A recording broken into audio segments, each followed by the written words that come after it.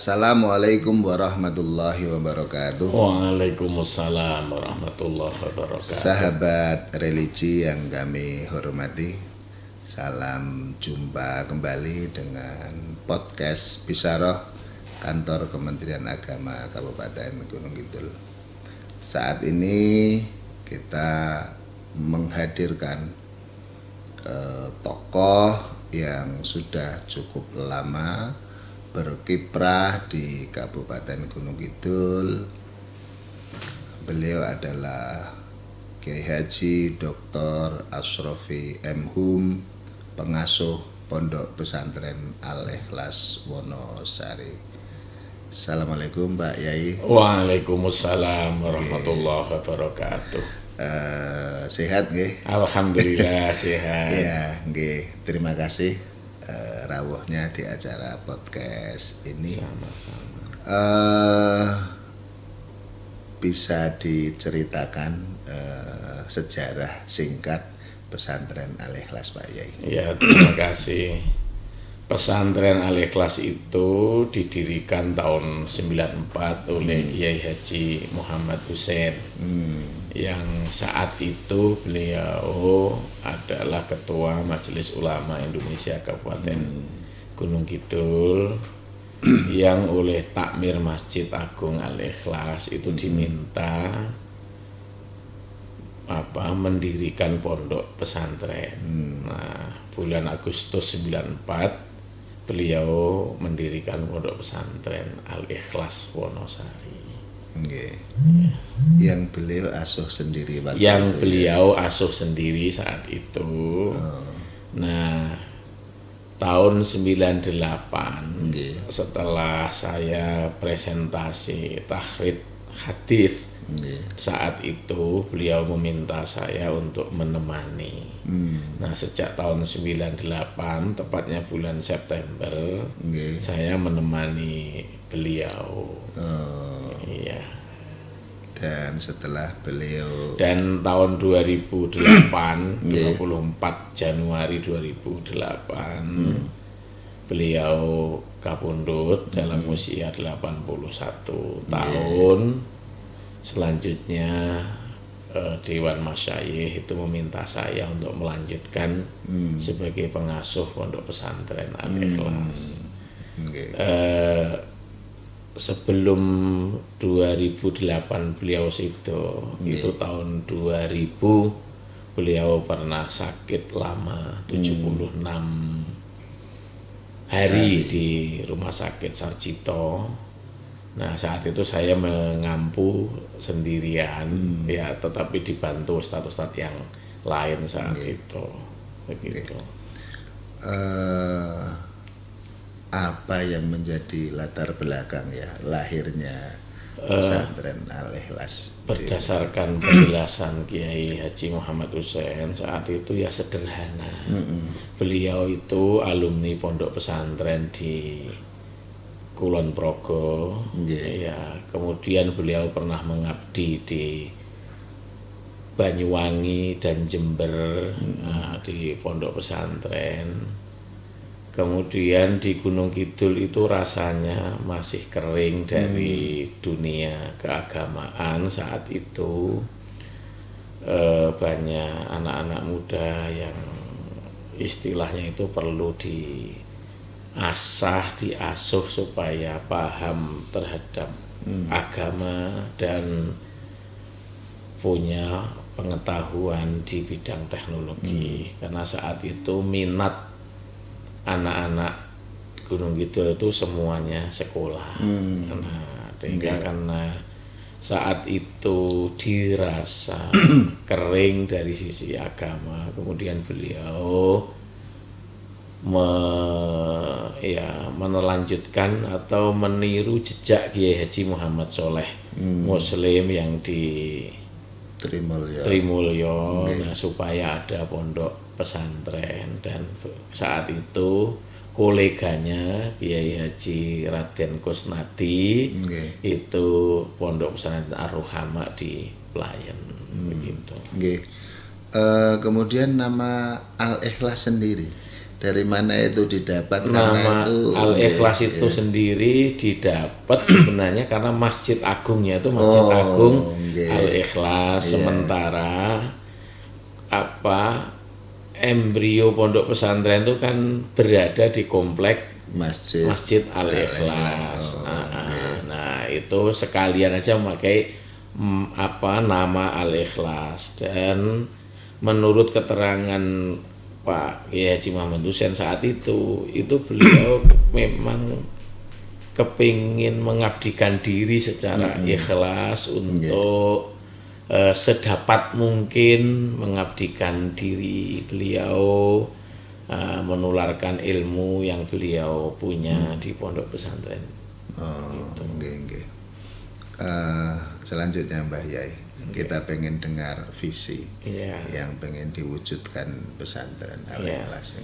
Visi pondok pesantren Al-Ikhlas itu sederhana, kepingin mewujudkan generasi muda yang punya pengetahuan di bidang ilmu pengetahuan dan teknologi, kemudian paham juga terhadap agama atau ilmu agama. Nah, untuk paham ilmu agama itu perlu pembekalan ilmu, alat dan ilmu dasar-dasar agama supaya dapat memahami agama itu dengan benar, dengan santun, begitu awalnya. Sehingga yang diterima sebagai santri itu awalnya anak-anak sekolah ya. Itu untuk melengkapi supaya di sekolah dia sudah dapat ibtaknya, kemudian di pondok pesantren supaya dapat imtaknya, melengkapi sisi kerohaniannya. Oke. Tujuan yang mulia untuk mendapatkan ilmu pengetahuan dan teknologi, kemudian sekaligus rohani yang kokoh mantap itu dilakukan dengan metode apa? Iya, biasa seperti pondok pesantren pada umumnya, ya sorokan sama bandungan lah ya. Jadi yang kita pakai itu lebih banyak sorokannya. Iya. Berarti panjenengan meneruskan almarhum itu sudah berapa tahun, Mbak Yai? Ya, saya menemani beliau itu 98 sampai 2008, 10 tahun menemani beliau. Kemudian 2008 sampai sekarang kan berarti sudah 15 tahun melanjutkan perjuangan beliau, artinya sudah 33 tahun saya berkiprah di pondok pesantren Al-Ikhlas. Sekalipun itu kita pertahankan walau kecil, tetap kita pertahankan karena itu amanah. Dalam kurun waktu yang tidak pendek itu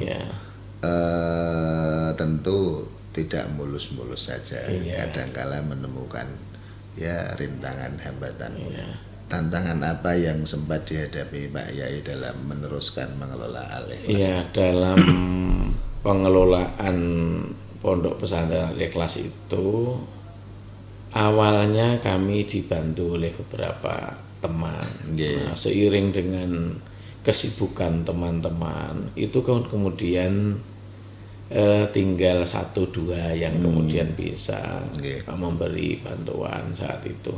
Nah, kemudian puncaknya itu saat pandemi kemarin COVID itu. Saat pandemi itu kita karena berada di tengah kota dan terinteraksi dengan banyak pihak, makanya kemarin waktu COVID itu kita off-kan anak-anak itu belajar dari rumah. Ya awalnya online awalnya, tapi ternyata online itu hanya mampu menjawab sekian problem hanya sekian persen yang sangat sedikit. Sangat jauh dengan bisa ketemu langsung. Karena memang di pesantren itu kan kita mengamati ibaratnya sampai 24 jam sehingga ketika hanya pengawasan dari jauh itu anunya juga turun juga, ghirohnya juga turun juga gitu. Nah, Kalau dulu itu sering ada fasilitasi ya dari Kementerian Agama, tapi lama-lama itu fasilitasinya turun dan kalau toh kita mau kemandirian pesantren itu kan memang itu masih perlu berjuang kalau yang ini. Ya. Oke, terima kasih.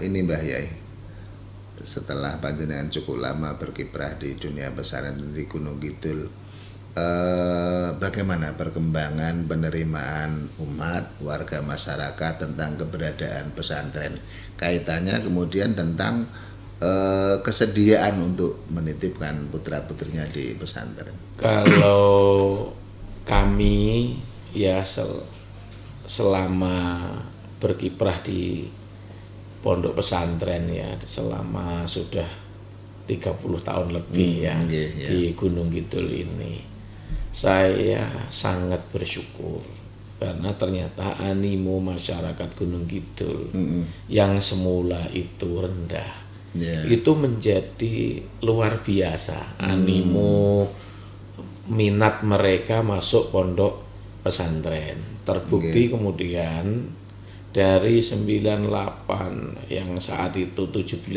pesantren sekarang ini sudah bermunculan pondok pesantren baru yang ini perkembangannya luar biasa spektakuler ya.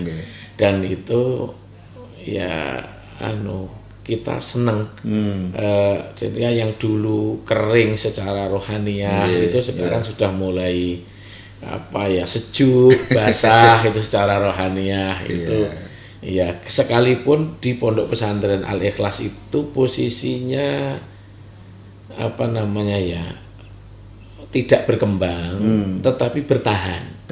Ya, jadi sekedar bertahan antara 30 sampai 40 anak yang mukim, tapi ini yang karena potensi itu yang kemudian kita jaga dengan sepenuh hati, sepenuh jiwa gitu. Nah, adapun teman-teman kolega-kolega yang lain kemudian bikin pondok pesantren itu ternyata kemudian sangat berkembang pesat dan sangat bagus. Gitu.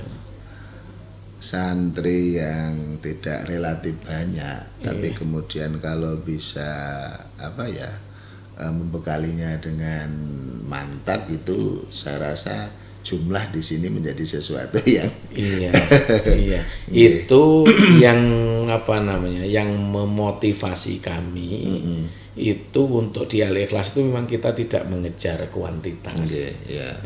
Jadi walau sedikit tetapi kalau intens, kemudian pengertian intens itu waktu yang tersedia untuk anak itu dimaksimalkan, dioptimalkan. Karena ya salah satu yang fakta yang ada memang anak-anak ini anak-anak sekolah anak-anak sekolah yang dia di sekolah juga sampai sore gitu.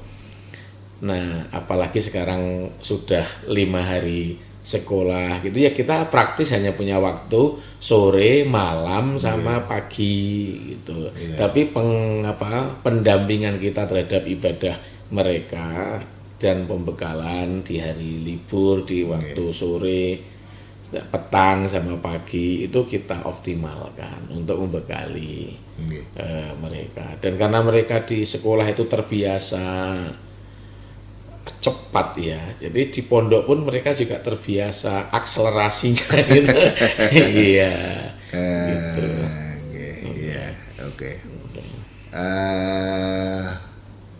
Harapan panjenengan Mbak Yai terhadap pemerintah, Kementerian Agama dalam hal peduli terhadap pesantren itu mungkin bisa dibagi di sini. Harapan kami terhadap pemerintah itu begini, kepedulian Kementerian Agama itu tidak hanya pada pondok pesantren yang besar, tapi juga yang kecil-kecil itu juga perlu malah lebih membutuhkan perhatian. Kalau yang besar itu secara manajerial itu potensi sumber dayanya itu sudah bagus. Tapi kalau yang kecil-kecil itu memang perlu difasilitasi ya, mungkin untuk tenaga pengajar, mungkin untuk perbaikan gedung, karena kami di Al-Ikhlas itu memang kami gratiskan, bukan, dia tidak berbayar. Ya. Dari tinggalnya sampai pengajarannya itu konsumsi mereka makan sendiri-sendiri ya. Ya. Tapi kalau yang lain semuanya serba gratis gitu. Yang kayak gini ini kan kalau difasilitasi itu akan lebih terakhir Pak Yai, pesan Pak Yai kepada umat warga di Kabupaten Gunung Kidul. Ya, pesan kami terhadap masyarakat umat di Gunung Kidul itu saya rasa memang perlu ditingkatkan lagi minat anak-anak untuk belajar di pondok pesantren, perlu didorong, dan terbukti dengan semakin bertambahnya santri dan bertambahnya pondok pesantren di Gunung Kidul itu relatif lebih maju ya. Artinya kalau kita menggunakan pedoman surat Al-A'raf 96 itu semakin meningkat keimanan dan ketakwaannya, itu kan membuat Gunung Kidul itu juga ternyata menambah pertolongan Allah. Gitu kan, kita kan saya kira mulai dari, saya tahu Bupati itu periodenya Pak Yutikno, Pak Harto, Bu Badinga sampai Pak Naryanto. Ini kan dengan grafik pondok pesantren yang bertambah, santri yang bertambah, yang menghafal Quran bertambah, yang memahami Quran bertambah, yang tafakuh fiddin bertambah, itu ternyata membawa keberkahan tersendiri. Nah, ini kami berharap pemerintah daerah itu juga punya kepedulian terhadap pondok pesantren, karena terbukti yang ini yang saya kira tidak terdeteksi ketika sambangan santri itu orang tua berbondong-bondong ke Gunung Kidul, ternyata pertumbuhan ekonomi Gunung Kidul itu juga ditopang oleh kehadiran santri yang sangat banyak di Gunung Kidul dari luar daerah. Iya. Oke. Terima kasih Mbah Yai atas rawuhnya pada kesempatan kali ini. Sahabat religi Gunung Kidul, demikian tadi bincang-bincang kita dengan Bapak Yai Haji Dr. Asrofi M.Hum, pengasuh pesantren Al-Ikhlas Wonosari. Sampai jumpa dengan podcast Bisaroh selanjutnya. Assalamualaikum warahmatullahi wabarakatuh. Waalaikumsalam warahmatullahi wabarakatuh.